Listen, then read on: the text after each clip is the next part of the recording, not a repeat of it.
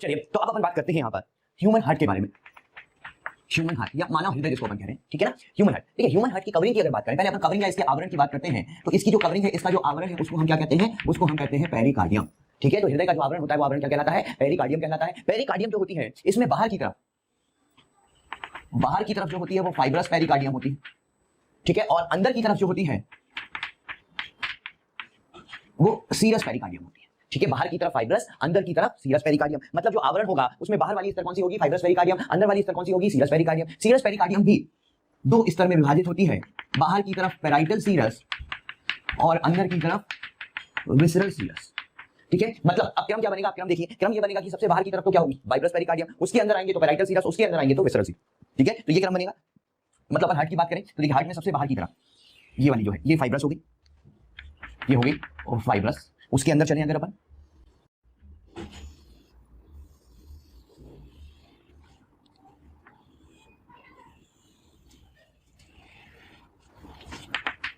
ये है parietal serous, उसके अंदर चले तो विसरल सीरस। और पेराइटल सीरस और विसरल सीरस के बीच में एक फ्लूइड होता है, एक द्रव्य भरा होता है यहां पर, ठीक है। इस फ्लूइड को हम कहते हैं पेरिकार्डियल फ्लूइड।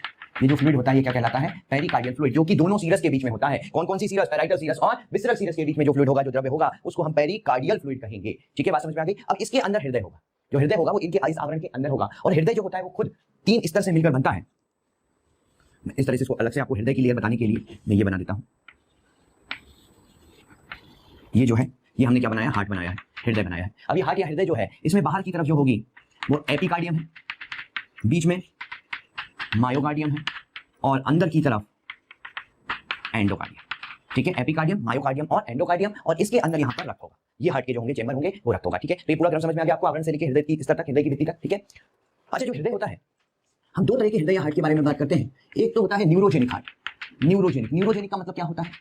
तंत्रिका जनित, न्यूरोजेनिक हार्ट या तंत्रिका जनित हृदय। दूसरा होता है मायोजेनिक, या जिसको अपन कहते हैं पेशीय जनित हृदय। अब ये न्यूरोजेनिक और मायोजेनिक का मतलब क्या हुआ? तो देखो, न्यूरोजेनिक का मतलब है, न्यूरोजेनिक का मतलब मैंने क्या बोला? तंत्रिका जनित है। भाई तंत्रिका जनित कहने का मतलब ये है कि इसके जो आवेग होते हैं, ठीक है। तंत्रिका जनित हम इसको इसलिए कह रहे हैं क्योंकि इसके जो आवेग होंगे, जो हृदय स्पंदन के आवेग होंगे, वो तंत्रिकाओं द्वारा उत्पन्न होते हैं और तंत्रिकाओं से ही हृदय में आते हैं। तंत्रिका जनित है, न्यूरोजेनिक है, वो मस्तिष्क या तंत्रिकाओं के द्वारा उत्पन्न होंगे आवेग जो है स्पंदन के, और तंत्रिकाओं के द्वारा हृदय तक पहुंचेंगे। पेशीय जनित का मतलब क्या है? जो हृदय स्पंदन के आवेग होंगे, यहाँ पर हम कह रहे हैं हृदय स्पंदन के जो आवेग है तंत्रिका जनित में, वो तंत्रिका द्वारा, मस्तिष्क द्वारा उत्पन्न होते हैं, मस्तिष्क द्वारा उत्पन्न होते हैं। जबकि मायोजेनिक में क्या होता है? हृदय स्पंदन के आवेग जो होते हैं वो हृदय पेशियों द्वारा उत्पन्न होते हैं, हृदय की पेशियों द्वारा ही उत्पन्न होते हैं। जैसा कि मनुष्य में अपन पढ़ेंगे मायोजेनिक हृदय के बारे में, ठीक है, तब आपको और बातें क्लियर होंगी। तो यहाँ पर हम कह रहे हैं सीधी सी बात की, न्यूरोजेनिक हार्ट क्या है? जिसमें हृदय स्पंदन के आवेग तंत्रिकाओं के द्वारा लाए जाएंगे, तंत्रिकाओं के द्वारा उत्पन्न होंगे। जबकि मायोजेनिक क्या है? जिसमें हृदय स्पंदन के आवेग जो है वो पेशियों के द्वारा, हृदय स्पंदन के आवेग पेशियों द्वारा उत्पन्न होंगे, वो तो पेशीय जनित हृदय है, ठीक है। न्यूरोजेनिक हृदय कहाँ मिलता है? जनरली अकशेरुक जितने भी हैं उनमें जो भी हृदय होगा वो न्यूरोजेनिक होगा। और जो कशेरुक होते हैं, कशेरुक में, वर्टेब्रेट में कशेरुक, और इधर पे मोलस्क में होता है, मोलस्क में ऑक्टोपस, ठीक है। हालांकि मोलस्क अकशेरुक है लेकिन फिर भी उसमें हृदय मायोजेनिक मिलता है, कशेरुक के समान, ठीक है। तो इसका मतलब अच्छा अपन ये भी कह सकते हैं कि न्यूरोजेनिक हार्ट जो है, ठीक है, तंत्रिका जनित हृदय जो है, उसमें हृदय स्पंदन के आवेग तंत्रिकाओं के द्वारा लाए जा रहे हैं। तो इस कारण से क्या होगा? अगर हम तंत्रिकाओं से हृदय के कनेक्शन को काट दें, तो हृदय स्पंदन बंद हो जाएगा, ठीक है ना। और पेशीय जनित में क्या होगा? अगर हम तंत्रिकाओं से इस हृदय के कनेक्शन को काट दें तो भी पेशीय जनित हृदय क्या होगा? हृदय स्पंदन करते रहेगा, क्योंकि स्पंदन के आवेग वहां तंत्रिकाओं द्वारा नहीं लाए जाते, खुद हृदय पेशियों द्वारा ही उत्पन्न किए जाते हैं, ठीक है। चलिए, इसके बाद अपन पढ़ेंगे ह्यूमन हार्ट के बारे में, मानव हृदय के बारे में। तो यहां पर देखिए, अपन ह्यूमन हार्ट की एक जनरल स्ट्रक्चर बना रहे हैं, ठीक है। इसको समझने के लिए बहुत सरल सा स्ट्रक्चर, सरल सी संरचना में बना रहा हूं आपके सामने, जिससे कि आपको इसकी सारी बातें जो हैं, इसकी सारी जो स्ट्रक्चर है वो समझ में आ जाए यहां पर। इस कारण से ये बहुत सिंपल सी संरचना है एक, ये बताता हूं मैं आपको। इसमें देखिए,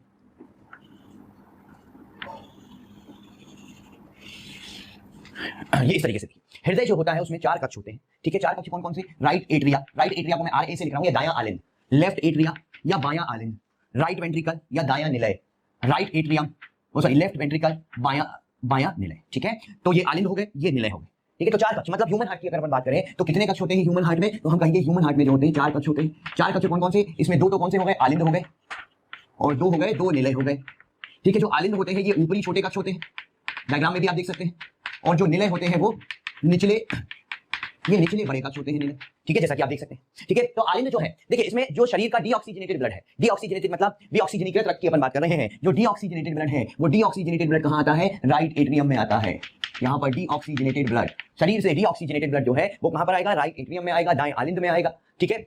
और राइट एट्रियम से कहां जाएगा, ये राइट एट्रियम से राइट वेंट्रिकल में जाएगा, निलय में जाएगा, और राइट वेंट्रिकल से ये चले जाता है लंग्स में, फेफड़ों में, राइट वेंट्रिकल से लंग्स या फेफड़ों में जाएगा। किसके माध्यम से जाएगा, ये है यहाँ पर पल्मोनरी एओर्टा, पल्मोनरी एओर्टा, ये जिसको अपन क्या बोलते हैं, फुफ्फुसीय महाधमनी, और यही जो पल्मोनरी एओर्टा होता है यही विभाजित होकर पल्मोनरी आर्टरी बना लेता है। तो हम यहाँ पर क्या बोल सकते हैं, फुफ्फुसीय महाधमनी व फुफ्फुसीय धमनी के द्वारा कहाँ गया, फेफड़ों में गया। कौन सा रक्त है ये, डीऑक्सीजनेटेड ब्लड है, ऑक्सीजनीकृत रक्त है, ठीक है। लंग्स में, फेफड़ों में क्या हुआ, गैसीय एक्सचेंज हुआ, गैसों का विनिमय हुआ और ये ऑक्सीजनीकृत हो गया, और ऑक्सीजनीकृत होकर कहां पर आ गया, जब ये ऑक्सीजनेटेड हो गया, ऑक्सीजनेटेड होने के बाद ये कहां पर आ जाएगा, ऑक्सीजनेटेड होने के बाद ये लेफ्ट एट्रिया में आ जाएगा। अब ये जो लेफ्ट एट्रिया में है वो कौन सा है, ऑक्सीजनेटेड ब्लड, ऑक्सीजनीकृत रक्त है, ये ऑक्सीजनेटेड ब्लड या ऑक्सीजनीकृत रक्त है जो किसके माध्यम से आ रहा है, यहाँ पर ये है पल्मोनरी वेन के माध्यम से, पल्मोनरी वेन या जिसको क्या बोलते हैं, फुफ्फुसीय, पल्मोनरी वेन या फुफ्फुसीय शिरा कहते हैं जिसको, ठीक है। बात समझ में आ गई यहाँ पर। इसके माध्यम से कहाँ आया, बाएं आलिंद में, बाएं आलिंद के बाद कहाँ आया, बाएं निलय में, और बाएं निलय से फिर कहाँ जाएगा, बाएं निलय से पूरे शरीर में जाएगा, शरीर के विभिन्न भागों में जाएगा। किसके माध्यम से जाएगा, तो ये जाएगा सिस्टेमिक एओर्टा के माध्यम से,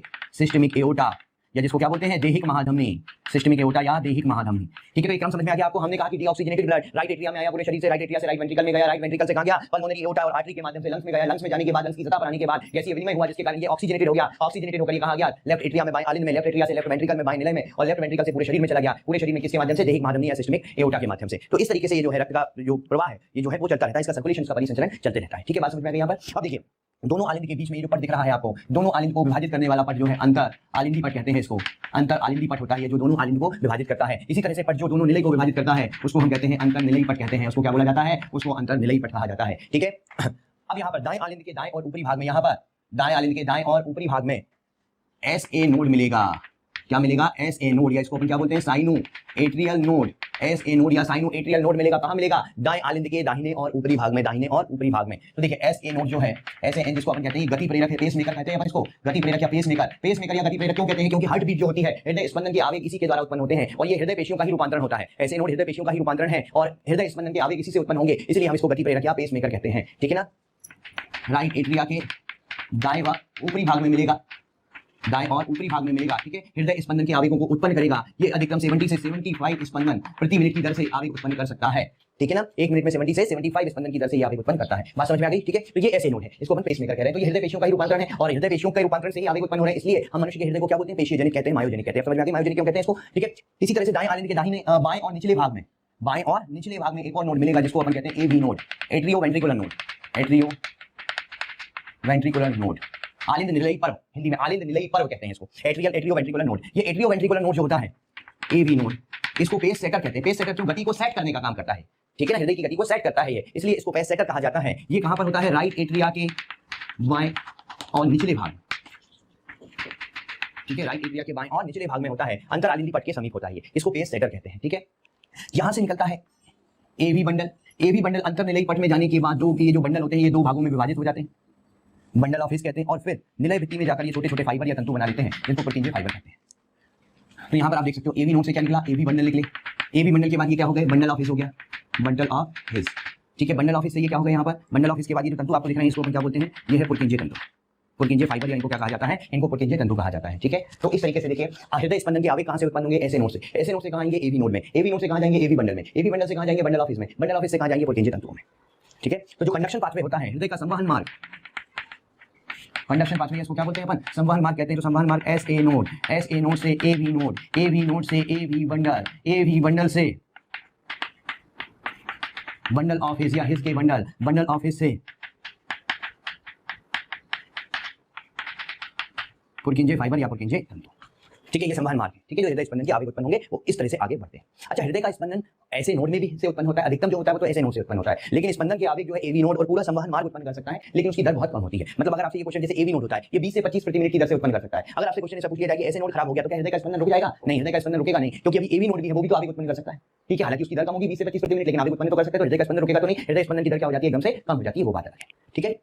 चलिए, तो ये तो संवहन मार्ग की बात होगी। अच्छा, भ्रूणीय अवस्था में यहाँ पर एक छिद्र होता है, अंतर आलिंदी पट में एक छिद्र होता है जिस छिद्र को हम कहते हैं फोरामेन ओवेल, क्या कहते हैं, फोरामेन ओवेल कहते हैं। अब ये जन्म से पहले ये बंद हो जाता है, भाई जन्म से पहले ये बंद हो जाता है, अगर ये बंद नहीं होगा तो ब्लड की मिक्सिंग होती रहेगी ना भाई, राइट ऑक्सीजनेटेड डीऑक्सीजनेटेड मिक्स होता रहेगा ना, डीऑक्सीजनेटेड और ऑक्सीजनेटेड, इसे जन्म से पहले ये भर जाता है और इसका एक निशान बच जाता है, उस निशान को हम बोलते हैं फोजा ओवेलिस। वो जो निशान बच गया वो क्या कहलाता है, फोजा ओवेलिस। एक्चुअली ये किसका बचा हुआ भाग है, फोरामेन ओवेल जो था भ्रूणीय अवस्था में, फोरामेन ओवेल का बचा भाग है, तो शेष भाग बोल सकते हैं, हालांकि बंद हो गया है मतलब उसका निशान है बेसिकली, ठीक है, फोरामेन ओवेल का एक निशान है, तो क्या उसको हम क्या बोलते हैं, फोजा ओवेलिस कहते हैं। कई बार ये खुला रह जाता है किसी विकार के कारण, किसी डिफेक्ट के कारण, कोई एब्नॉर्मलिटी होती है उसके कारण ये खुला रह जाता है, तो बोलते हैं ना बच्चे के दिल में छेद है, वो छेद यही है। एक्चुअली बच्चे के दिल में छेद हो गया, बोलते हैं हो गया नहीं, वो बच्चे के दिल में छेद पहले से था, वो तो भरा नहीं है, ये बोल सकते हैं कि बच्चे के दिल में छेद था वो अभी भरा नहीं है, ठीक है। इसी तरीके से यहाँ पर देखिए, ये एओर्टा है ना, सिस्टमिक एओर्टा और पल्मोनरी एओर्टा, ये सिस्टमिक एओर्टा और पल्मोनरी एओर्टा जो होते हैं इनके बीच में एक डक्ट जाती है भ्रूणीय अवस्था में, यहाँ पर एक डक्ट होती है जिसको अपन कहते हैं डक्टस आर्टेरियोसस, और लेकिन जन्म से पहले ये डक्ट भी क्या होती है, ये भर जाती है। नहीं भरेगी तो क्या होगा कि यहाँ से डीऑक्सीजनेटेड ब्लड जा रहा है, यहाँ से ऑक्सीजनेटेड जा रहा है, तो मिक्स हो जाएंगे, ठीक है। तो जन्म से पहले भर जाती है और भरने के बाद अब हम इसको कहते हैं लिगामेंटम, ये लिगामेंट के समान बन जाती है, तो ये लिगामेंटम आर्टेरियोसम कहलाती है। ये क्या कहलाती है, लिगामेंटम आर्टेरियोसम। ये लिगामेंटम आर्टेरियोसम किसका बचा हुआ भाग है, ये डक्टस आर्टेरियोसस का, डक्टस आर्टेरियोसस का भाग है। डक्टस आर्टेरियोसस ये डक्ट तो कब की भ्रूणीय अवस्था में थी, लेकिन जन्म से पहले ये बंद हो गई, ठीक है, और एक लिगामेंट के समान संरचना बन गई जिसको हम क्या बोलते हैं, लिगामेंटम आर्टेरियोसम।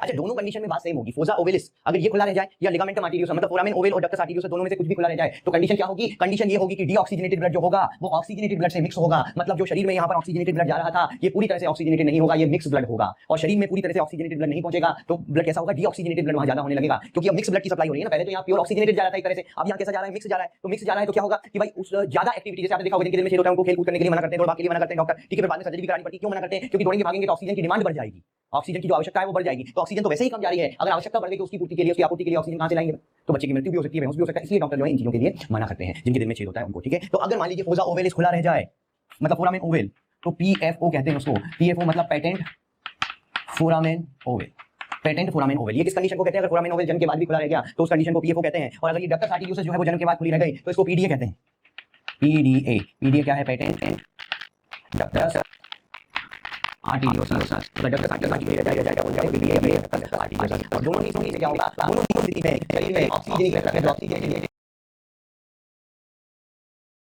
ब्लड वो कम होने लगेगा जिससे शरीर नीला पड़ने लगता है, और इस कंडीशन को हम कहते हैं साइनोसिस। शरीर नीला पड़ने लगता है वो कंडीशन क्या कहलाती है, साइनोसिस, ठीक है, या ब्लू बेबी सिंड्रोम, बेबी जो है वो ब्लू हो गई है, साइनोसिस और ब्लू बेबी सिंड्रोम कहते हैं, शरीर का नीला पड़ना साइनोसिस कहलाती है। साइनोसिस के और भी कई सारे कारण हो सकते हैं, लेकिन ये हार्ट से रिलेटेड ये दो कारण यहाँ पर अपन पढ़ रहे हैं, ठीक है। अच्छा, हृदय में देखिए जो आलिंद है, आलिंद में आपको कई सारे गर्त और उभार देखने को मिलते हैं। यहाँ पर ये जो आलिंद के गर्त और उभार है इनको हम कहते हैं मस्कुलाई पैक्टिनेटी। आलिंद में दिखा है, आलिंद में गर्त और उभार है कई सारे, ये जो गर्त और उभार होते हैं आलिंद में वो क्या कहलाते हैं, मस्कुलाई पैक्टिनेटी। आलिंद के गर्त व उभार इनको हम कहते हैं मस्कुलाई पैक्टिनेटी। इसी तरह से गर्त और उभार निलय में भी मिलते हैं, आप देखिए यहाँ पर निलय वृत्ति में भी आप देख सकते हैं अंदर गर्त और उभार मिलते हैं, इनको कहते हैं कॉलमनी कॉर्नी, कॉलमनी और ट्रेबेक्यूली, कॉलमनी और ट्रेबेक्यूली कॉर्नी। कॉलमनी और ट्रेबेक्यूली कॉर्नी क्या है, निलय के गर्त व उभार, निलय के गर्त और उभार, इसको हम क्या कहते हैं, कॉलमनी कॉर्नी और ट्रेबेक्यूली कॉर्नी कहते हैं, ठीक है, बात समझ में आ गई यहाँ पर। तो ये तो जनरल स्ट्रक्चर के बारे में था। चलिए अब अपन यहाँ पर पढ़ते हैं कि किस तरीके से हृदय में ऑक्सीजन डीऑक्सीजनेटेड ब्लड आता है और किस तरीके से ऑक्सीजनेटेड ब्लड यहाँ से बाहर जाता है।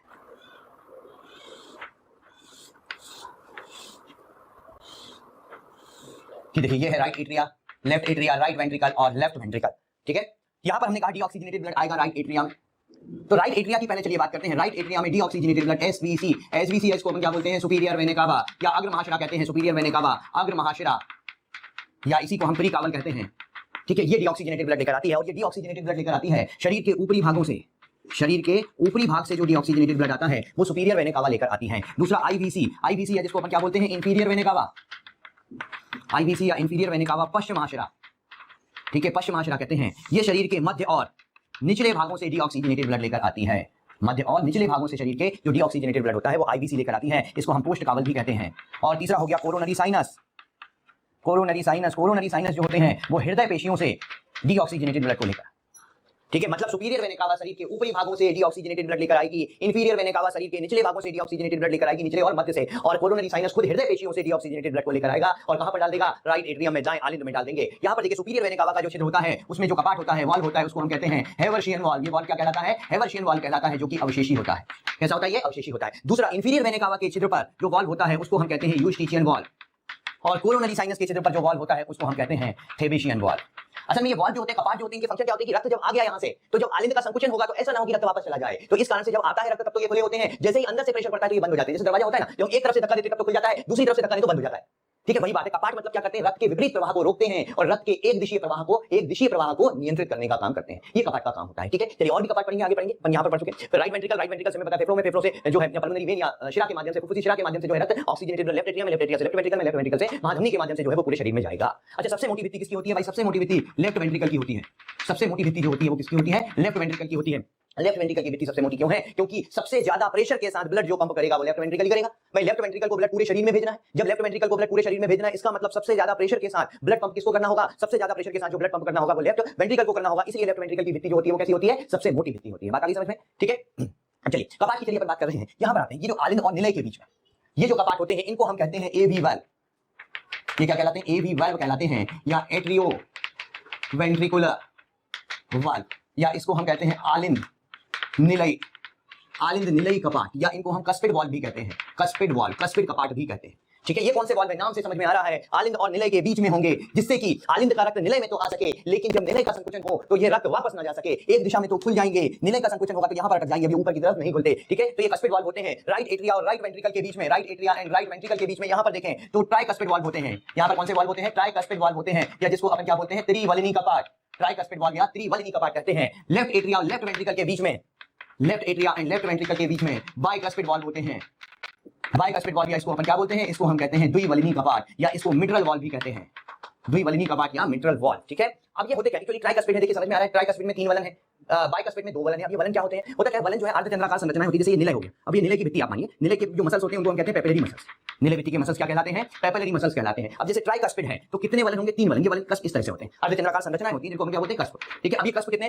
ट्राइकस्पिड में 3 होंगे। और ये कस्प जो होते हैं कॉर्डा टेंडिनी के माध्यम से, ये जो कस्प होते हैं वो कॉर्डा टेंडिनी या कंडरा रज्जु के माध्यम से पेपिलरी मसल से जुड़े होते हैं। कॉर्डा टेंडिनी के माध्यम से, कॉर्डा टेंडिनी या क्या बोलते हैं? कंडरा रज्जु।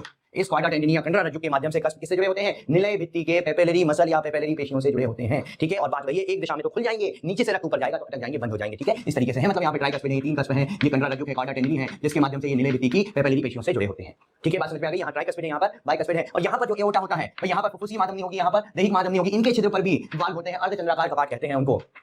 तो 3 अर्धचंद्राकार कपाट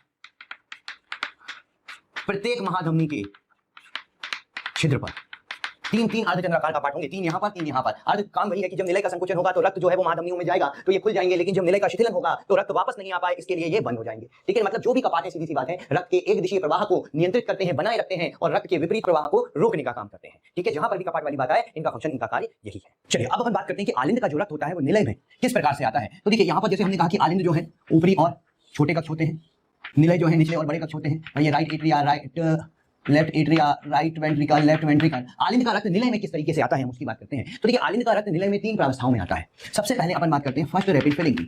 फर्स्ट रैपिड फिलिंग, या इसको हम कहते हैं प्रथम तीव्र प्रवाह। फर्स्ट रैपिड फिलिंग या प्रथम तीव्र प्रवाह कहते हैं इसको।